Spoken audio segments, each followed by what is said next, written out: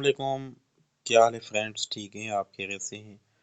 Dear candidates, ये Sindh public service commission ठंडी सक हैदराबाद ने एडवर्टाइजमेंट नंबर 4 2025 की अनाउंस की है।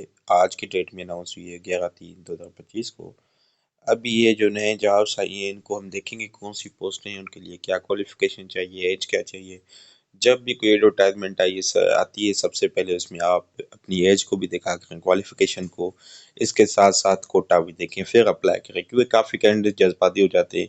पहले ही वो पोस्ट और क्वालिफिकेशन को देख के चालान जमा करवा लेते हैं, फिर वो फॉर्म जब फिल करते हैं तो वो रिजेक्ट हो जाते हैं या उनका फिल नहीं होता, या फिल भी हो जाता है, वो प्रिपरेशन भी करते हैं, फाइनली इंटरव्यू में वो रिजेक्ट हो जाते हैं। तो इसी तरह से अप्लाई करने का कोई फ़ायदा नहीं है जहाँ पे आप रिजेक्ट हो जाए, आपकी कोटा भी नहीं है या आपकी एज ही नहीं है, आप अप्लाई करके बैठ जाएँ। तो थोड़ा जो है ना वो सीरियस होके इस इश्यू को देखें, ताकि आपकी जो मेहनत है, आपके जो पैसे हैं वो ज़ाया ना हो।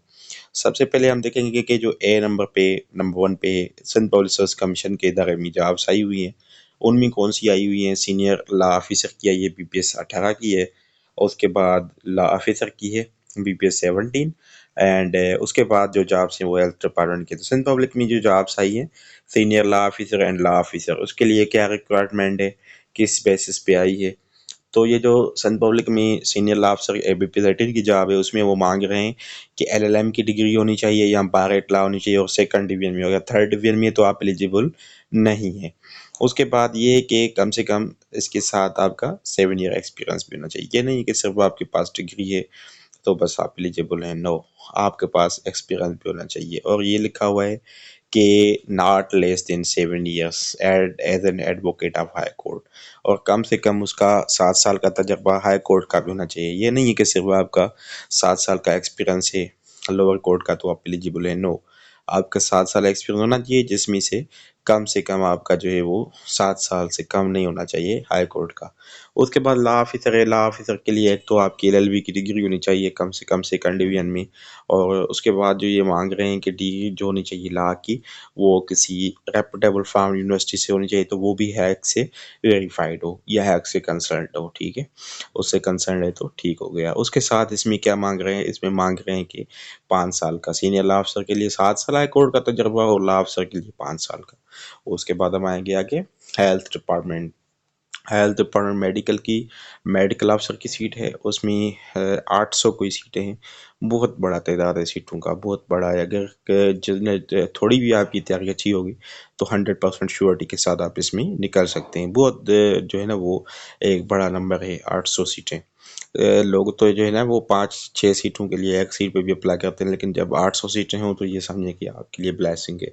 लेकिन इसमें सिर्फ वही अप्लाई करेंगे जिनके पास मेडिसिन एंड सर्जरी की डिग्री होगी, ठीक है, एमबीबीएस या एमबीडीएस या इसी तरह की जो भी होगी, ठीक है, और उनकी Pakistan medical and dental council में रजिस्ट्रेशन भी होनी चाहिए। और उसके बाद है सी नंबर पे livestock department, livestock fishers department. इसमें पहले भी जॉब्स आई थी, ये तो बगाई हुई हैं। इसमें वेटनरी जो ऑफिसर्स हैं जिसकी डीवीएम की डिग्री होती है वो भी एलिजिबल है, 126 सीटें, ये भी बड़ा तादाद है।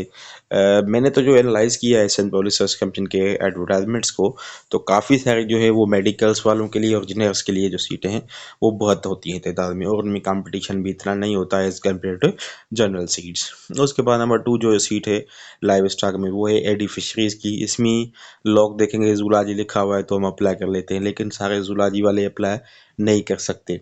जूलॉजी में वही अप्लाई करेंगे जिसकी एज एन ऑप्शनल सब्जेक्ट उसने यूनिवर्सिटी में फिशरीज़ पढ़ा होगा, यानी फ्रेश वाटर बायोलॉजी या मेराइन बायोलॉजी जिसको कहते हैं, या सिंपली लोग इसको फिशरीज़ भी बोलते हैं। तो जिसने वो जूलॉजी जो है उसमें जब चॉइस होती है ना हमारी फिजियोलॉजी की या इस तरह के सब्जेक्ट्स की, तो उस जगह पे जिसने फिशरीज़ में स्पेशलाइजेशन की होगी अपनी मार्कशीट चेक कर लें। अगर आपकी मार्कशीट में फिशरीज़ या फ्रेश वाटर बायोलॉजी का नाम लिखा हो जूलॉजी की डिग्री में तो फिर तो ठीक है। अगर कोई भी सब्जेक्ट आपने पढ़ा ही नहीं है फ्रेश वाटर बायोलॉजी का तो फिर आप एलिजिबल नहीं हैं, बेशक आपकी बीए जूलॉजी हो या पीएचडी जूलॉजी में हो। तो ये थोड़ा नोट करना है। उसके बाद बायोलॉजिस्ट है, उसमें भी सेम कंडीशन है, या तो फिशरीज़ वाले अप्लाई करेंगे या जूलॉजी वाला जिसका फिशरीज़ में स्पेशलाइजेशन हो। तो इसी तरह से असिस्टेंट बायोलॉजिस्ट में वो एलिजिबल होंगे। बाकी जो असिस्टेंट की सीट है वो जनरल है, और इसकी 4 सीट्स हैं। ये पहले भी आ चुकी थी, आपने पेपर्स भी देखे होंगे जो अभी रिसेंटली हुए थे, कुछ टाइम पहले हुए हैं लाइव स्टॉक असिस्टेंट के। उनकी रिजल्ट्स वगैरह भी आ चुकी हैं, तो वो भी आप देख सकते हैं। जो कैंडिडेट्स पास हुए हैं उनके भी जो है वो देख सकते हैं कितनी मार्क्स पे हुए हैं। तो बाकी फर्दर इसका ये होता है कि 500 का इसका चालान होता है, जो हमें ऑनलाइन सिस्टम के थ्रू भी पे कर सकते हैं, और ये जो है आप मैन्युअली भी पे कर सकते हैं। तो ये हो गया। और इसकी लास्ट कैंडिडेट्स काफ़ी पूछते हैं, तो इसकी 5 अप्रैल लास्ट डेट है।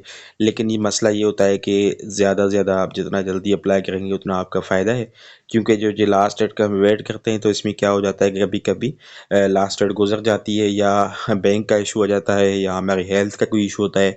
तो मैं तो यही कैंडिडेट्स को कहता हूँ, जब ये जॉब्स आती हैं आप फ़ौरन दूसरे दिन तीसरे दिन अप्लाई कर ले, ताकि लास्ट डेट के वेट में आप रह ना जाएँ। तो मुझे इजाज़त दें, एंड दुआ में रखें। बाकी अगर आपको किसी भी किस्म की कोई तैयारी करनी है वन पेपर के लिए, मैंने अभी रमज़ान की स्पेशल ऑफ़र भी शुरू की है क्लासेस की। तो अगर आप उसमें इन होने चाहते हैं तो उसकी 1000 फ़ीस होगी आप कैंडिडेट्स के लिए, और उसमें मेरा नंबर नोट कर लें, 0304 9844 224। Thank you so much. अल्लाह हाफिज़।